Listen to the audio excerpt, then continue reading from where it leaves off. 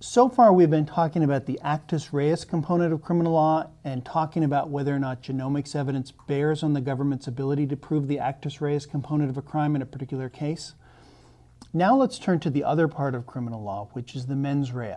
We've already talked a little bit about the mental part of a crime. We talked about the mental component of the actus reus, namely the requirement that the person actually will the movement of their body.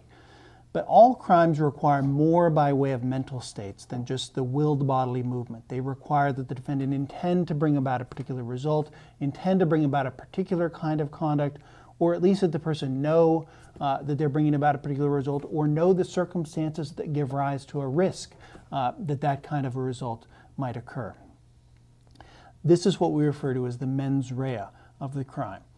So the question I want to talk about is, does genetics evidence ever bear on the question whether or not the government is going to be able to successfully prove the mental state that's required for the crime? And the answer is that it frequently does. For example, we can certainly imagine a case in which the defendant introduces evidence of a predisposition to a mental illness. If a defendant were to introduce evidence of a predisposition to a mental illness, he might be able to show on the basis of that evidence that at the time that he committed the crime, he didn't have the mental state that was required under the criminal statute. As an example, let's consider the case of Eric Clark. Eric Clark was charged with murder after he shot and killed a police officer in Arizona. Now, the crime that he was charged with required proof of intent to kill a human being. At his trial, Clark introduced evidence that he suffered from schizophrenia. And he introduced evidence that his schizophrenia actually deprived him of the ability to form the required intent. At the time he committed the crime, he said, he actually believed that the police officer was an extraterrestrial, and he believed that because of his schizophrenia. Now, Mr. Clark didn't introduce any genetic evidence, but we could certainly imagine a variant of the Clark case in which he introduced genetic evidence to show that he suffered from schizophrenia. In that sort of a situation, genetic evidence would bear unproblematically on the question whether the defendant had the required mens rea, since it would tend to show that he did not know at the time that he shot the person that the person was a human being. And so that would be one situation in which genetic evidence might well bear on proof of the mens rea.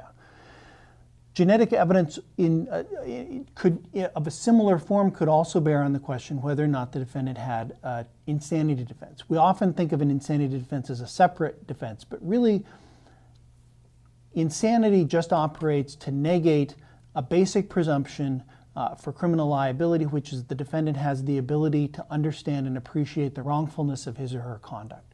And so in an insanity case, a defendant could introduce genomics evidence to show that he suffered from schizophrenia and thereby show not that he lacked the mens rea, not that he lacked the intent or knowledge required by the statute, but that he lacked even more fundamentally the basic ability to appreciate the rightness or wrongness of his conduct.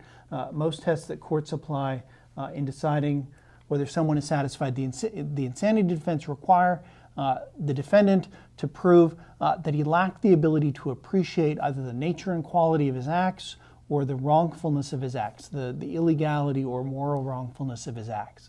And so it's certainly conceivable that a person could introduce evidence of a genetic predisposition to mental illness to show that at the time that he committed the crime, he was unable, by virtue of the mental disease or defect, to appreciate the wrongfulness of his conduct or to appreciate what he was actually doing.